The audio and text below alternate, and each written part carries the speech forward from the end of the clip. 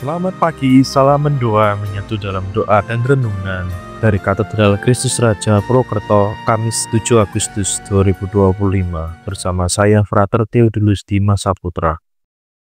Sobat pendoa yang terkasih, hari ini kita diajak merenungkan sabda Tuhan dari Injil Matius bab 16 ayat 13 sampai 23. Marilah kita menyiapkan hati dan budi kita agar menjadi murid sejati yang setia, mendengarkan suaranya dan memahami kehendaknya.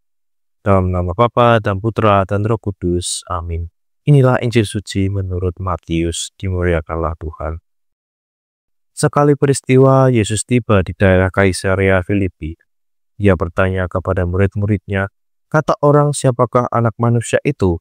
Jawab mereka, "Ada yang mengatakan Yohanes Pembaptis, ada juga yang menyatakan Elia, dan ada pula yang mengatakan Yeremia atau salah seorang dari para nabi." Lalu Yesus bertanya kepada mereka, "Tetapi apa katamu, siapakah aku ini?" Maka jawab Simon Petrus, "Engkaulah Mesias, anak Allah yang hidup." Kata Yesus kepadanya, "Berbahagialah engkau Simon anak Yunus, sebab bukan manusia yang menyatakan itu kepadamu, melainkan Bapa-Ku di surga. Dan aku pun berkata kepadamu, engkaulah Petrus, dan di atas batu karang ini akan kudirikan jemaatku, dan alam maut takkan menguasainya. Kepadamu akan kuberikan kunci kerajaan surga. Apa saja yang kau ikat di dunia ini akan terikat di surga, dan apa saja yang kau lepaskan di dunia ini akan terlepas di surga." Lalu Yesus melarang murid-muridnya memberitahukan kepada siapapun bahwa dialah Mesias. Sejak saat itu Yesus mulai menyatakan kepada murid-muridnya bahwa ia harus pergi ke Yerusalem dan menanggung banyak penderitaan dari pihak tua-tua, imam-imam kepala, dan ahli-ahli Taurat, lalu dibunuh dan dibangkitkan pada hari ketiga. Tetapi Petrus menarik Yesus ke samping dan menegur dia, katanya, "Tuhan, kiranya Allah menjauhkan hal itu. Hal itu sekali-kali takkan menimpa engkau."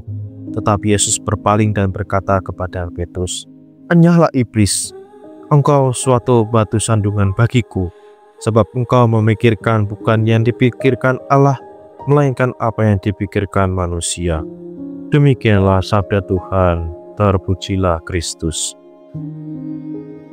Petrus yang baru saja diangkat sebagai batu karang gereja langsung ditegur Yesus karena menolak salib. Ini menunjukkan bahwa iman kita bisa sangat kuat di suatu saat, namun bisa goyah ketika dihadapkan pada suatu penderitaan. Kita seringkali seperti Petrus ingin mengikuti Yesus yang mulia, tetapi enggan mengikutinya di jalan salib. Yesus mengingatkan bahwa menjadi pengikutnya berarti siap menerima seluruh rencana Allah, termasuk bagian yang tidak mudah. Maka iman sejati bukan hanya mengenal Yesus dengan benar, tapi juga bersedia mengikutinya dengan taat, bahkan ketika arahnya berbeda dari keinginan kita.